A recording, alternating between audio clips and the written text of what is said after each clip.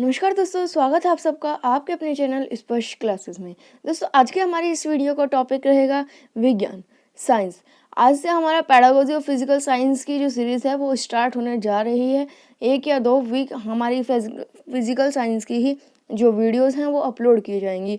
Pedagogy of mathematics का mostly जो main concepts थे वो हो चुके हैं। कुछ कॉन्सेप्ट रह रहे हैं, कुछ टॉपिक्स रह रहे हैं जिनको भी बीच बीच में लाते रहेंगे, उनको भी कंप्लीट कराते रहेंगे।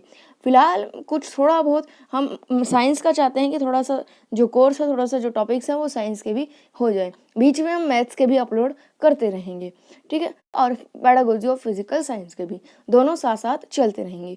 आज की इस वीडियो का हमारा टॉपिक रहेगा विज्ञान का अर्थ क्या है, मीनिंग ऑफ साइंस क्या है, और विज्ञान का नेचर क्या है, प्रकृति क्या है, नेचर ऑफ साइंस क्या है।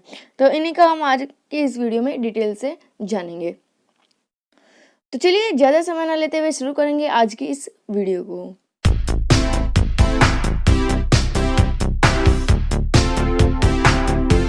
दोस्तों, जो विज्ञान है वो 2 शब्दों से मिलकर बना हुआ है, वि और ज्ञान, जिसका मतलब होता है विशेष प्रकार का ज्ञान या फिर कोई विशिष्ट ज्ञान, ठीक है। किसी भी वस्तु का, किसी भी व्यक्ति का ज्ञान, किसी वस्तु के बारे में कोई ज्ञान होना, किसी विशेष प्रकार का ज्ञान होना, कोई विशिष्ट प्रकार का ज्ञान होना, स्पेशल टाइप ऑफ नॉलेज हम कह सकते हैं साइंस, ठीक है। अगर हम इंग्लिश में बात करें तो साइंस जो है वो लैटिन लैंग्वेज के, लैटिन भाषा के स्कायर शब्द से बना हुआ है, जिसका मतलब होता था टू नो, जानना, ठीक है। तो इन दोनों से मिलाकर अगर हम एक डेफिनेशन की बात करें कि साइंस की, विज्ञान की परिभाषा क्या है, तो विज्ञान शब्द का जो अर्थ है, विज्ञान का अर्थ उस ज्ञान से है जो कि बुद्धि द्वारा ग्रहण किया जाए, यानी जो हमारी इंटेलेक्चुअल है, जो हमारी बुद्धि है, उसके द्वारा हम ग्रहण कर सकते हैं, उसके द्वारा हम एक्वायर कर सकते हैं, ठीक है। और शब्दों के माध्यम से दूसरे तक प्रेषित किया जाए। हम अगर दूसरों को तक, एक दूसरे तक पहुंचाना चाहते हैं उस ज्ञान को, तो उसके लिए शब्दों के द्वारा हम उसको पहुंचा सकते हैं। पहले लोग विज्ञान में सिर्फ भौतिक साइंस यानी कि फिजिकल साइंस, रसायन विज्ञान, जीव विज्ञान, गणित का ज्ञान आदि को ही मानते थे, यानी इन्हीं को ही साइंस में माना जाता था।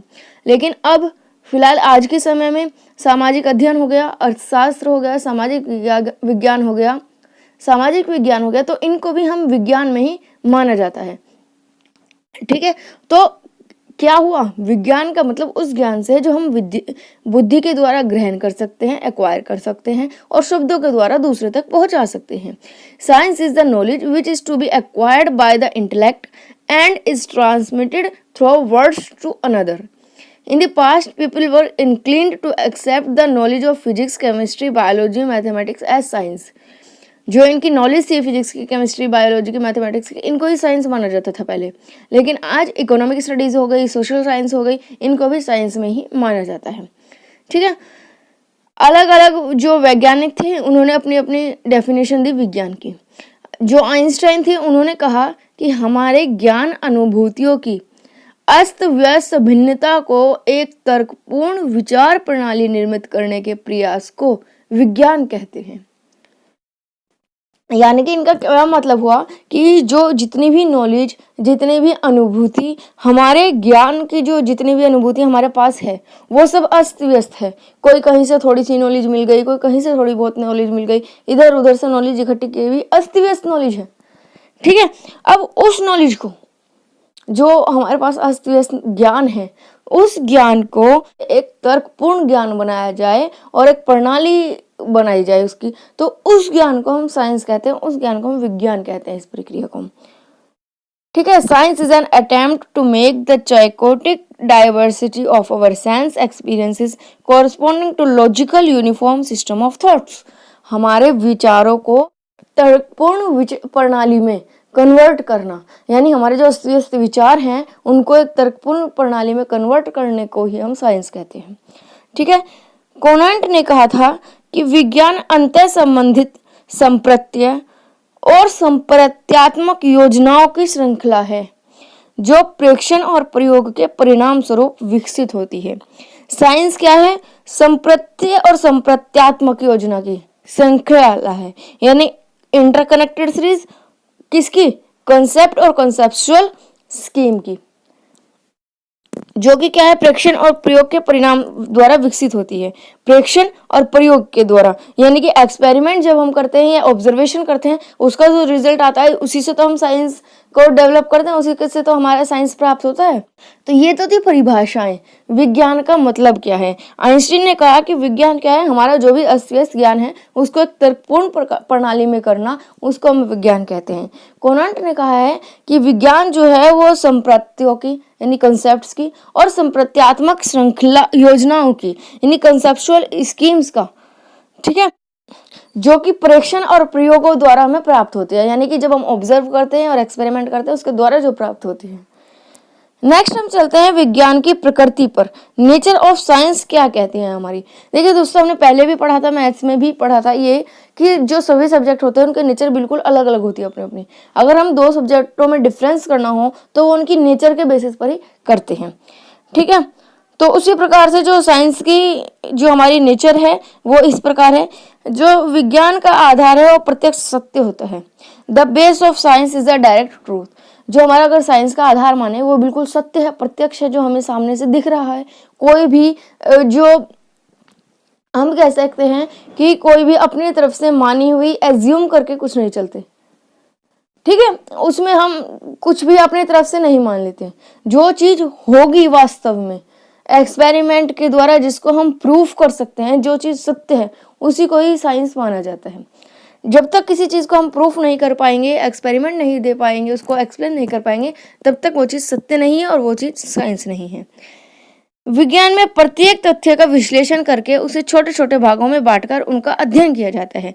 साइंस में क्या किया जाता है, अगर हमें किसी चीज का बारे में पढ़ना है तो उसको जो प्रत्येक तथ्य होंगे, सभी फैक्ट्स होंगे, उनको तोड़कर छोटे छोटे भागों में डिवाइड कर लेंगे और उनका अलग अलग विश्लेषण करके और उसके बाद एक रिजल्ट निकालेंगे। इसको हम कह सकते हैं विश्लेषण विधि। हम साइंस में कुछ टॉपिक ऐसे होते हैं जो हार्ड होते हैं, तो हम क्या करते हैं, उन्हें विश्लेषण विधि के द्वारा पढ़ते हैं। उस पूरे टॉपिक को छोटे छोटे छोटे छोटे टॉपिक्स में डिवाइड कर देते हैं और उसके बाद अलग अलग टॉपिक्स को पढ़ने की कोशिश करते हैं, उनको एनालाइज करते हैं और उसके बाद जाकर हम पूरे टॉपिक को समझते हैं।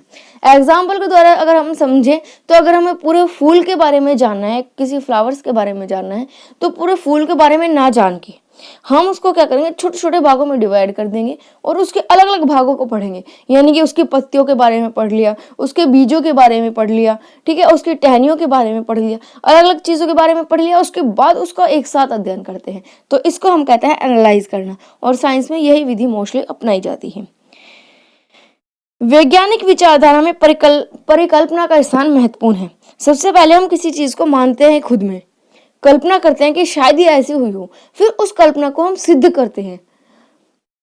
इसमें क्या कहा गया कि जब कभी दो तथ्यों को एक साथ घटित होते हुए देखते हैं, कोई भी दो बातें हो गई, दो घटनाएं हो गई, जब एक साथ घटित हो रही हो, तो हम खुद से ही उनके बीच में जो संबंध है वो एज्यूम कर लेते हैं, ठीक है, परिकल्पित कर लेते हैं हम उसको। और फिर इस कल्पना के आधार पर जो हमने एज्यूम किया, जो हमने परसेप्शन लिया, उसके आधार पर नए तथ्यों की खोज करते हैं, ठीक है, कोई नया फैक्ट डिस्कवर करते हैं। मानव मस्तिष्क उस समय तक कोई निश्चित धारणा नहीं बनाता जब तक कि उसे सारे आंकड़े उपलब्ध नहीं हो जाते, ठीक है। हम सिर्फ कल्पना कर रहे हैं किसी चीज के बारे में। मान लीजिए कोई दो तथ्य एक साथ इकट्ठे हो रहे हैं, एक साथ घटित हो रहे हैं, कोई दो फैक्ट, तो हम क्या करेंगे, और कल्पना करेंगे, एज्यूम करेंगे कि क्या हो रहा होगा, ये आपस में इनके क्या एक दूसरे से संबंध होंगे, ठीक है। उसके बाद हम क्या करेंगे, उसको जब तक स्वीकार नहीं करेंगे जब तक कि उसको सभी फैक्ट्स, सभी उसका जो डाटा है वो हमारे पास अवेलेबल ना हो जाए। हम उसको प्रूफ करेंगे, उसके बाद जब तक कि सारे डाटा उसका अवेलेबल ना हो जाए तब तक कि हम उसको सही नहीं मानेंगे। नेक्स्ट है आपका वैज्ञानिक विचारधारा पक्षपात रहित होती है। जो यानी कि जो साइंस का जो थॉट्स हैं वो बिल्कुल पक्षपात रहित होते हैं, उसमें कोई पार्शियलिटी नहीं होती है। यह किसी व्यक्ति विशेष की धारणा पर निर्भर नहीं करता कि कोई एक व्यक्ति है वो इम्पोर्टेंट है तो उसकी जो धारणा है, उसके जो थॉट्स है वही इम्पोर्टेंट है, किसी अन्य व्यक्ति के नहीं है, सिर्फ एक व्यक्ति के है। ऐसा नहीं होता, किसी व्यक्ति विशेष पर, व्यक्ति विशेष की धारणा पर, व्यक्ति विशेष के विचारों पर निर्भर नहीं करती है। यह व्यक्ति की भावनाओं को कोई स्थान नहीं। यहाँ पर साइंस में व्यक्ति की जो भावनाएं होती है, उनकी जो फीलिंग्स होती है, उनका कोई स्थान नहीं है। जो सत्य है वही विज्ञान है। सत्य ही विज्ञान का एकमात्र उद्देश्य है, सही खोजना, सच को खोजना। नेक्स्ट है विज्ञान परिमाणवाची निष्कर्ष के खोज में रहता है। विज्ञान की कोशिश रहती है कि जो भी खोज वो करे वो परिमाणवाची हो, ठीक है, यानी कि इसका कोई ना कोई परिमाण आए, क्वालिटेटिव हो। विज्ञानी केवल इतना जान लेने से ही संतुष्ट नहीं होते कि चुंबकीय आकर्षण शक्ति दूरी के अनुसार कम हो जाती है। ये आप एग्जाम्पल से समझ लेते हैं कि अगर आपको ये पता लग रहा है विज्ञान को कि जो चुंबक की जो शक्ति है, आकर्षण की शक्ति, वो दूरी के साथ कम हो जाती है। जितनी दूर हम चुंबक को करते जाएंगे उनकी जो आकर्षण की जो क्षमता होगी, एबिलिटी होगी, वो कम होती जाएगी, और जितनी पास लाते जाएंगे उतनी ही जो आकर्षण की क्षमता है वो ज़्यादा होती रहेगी। और एक टाइम ऐसा आएगा जितनी पास हम लाएंगे वो आपस में बिल्कुल चिपक जाएंगे, ठीक है ना। जितनी दूर ले जाते जाएंगे उसकी आकर्षण की शक्ति कम होती जाएगी। तो साइंस के लिए, वैज्ञानिकों के लिए इतना मान लेना काफ़ी नहीं है, बल्कि वे ये भी जानने की कोशिश करते हैं कि कितनी दूरी तक ये काम करता है।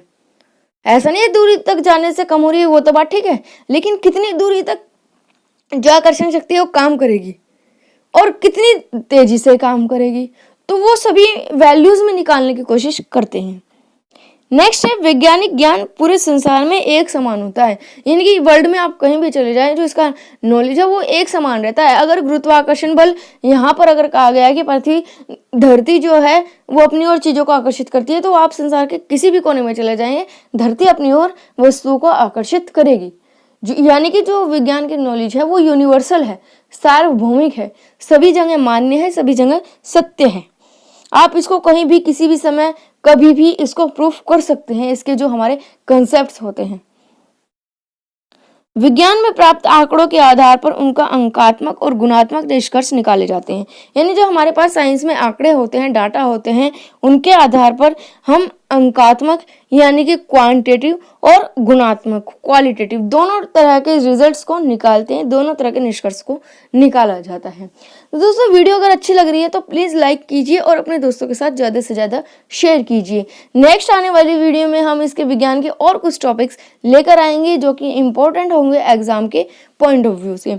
आज की इस वीडियो में हम इतना ही करेंगे। वीडियो अच्छी लगी हो तो लाइक कीजिए, अपने दोस्तों के साथ शेयर कीजिए, और जो दोस्त चैनल पर नए आए हैं वो प्लीज़ चैनल को सब्सक्राइब जरूर कर लीजिएगा। साथ ही साथ बेल आइकन को भी क्लिक कर लीजिए ताकि जैसे ही हम कोई नेक्स्ट वीडियो अपलोड करें उसका नोटिफिकेशन आपको मिल जाए और आप किसी भी वीडियो को मिस ना करें। आज के लिए बस इतना ही, मिलेंगे आने वाली वीडियो में। आज के लिए धन्यवाद।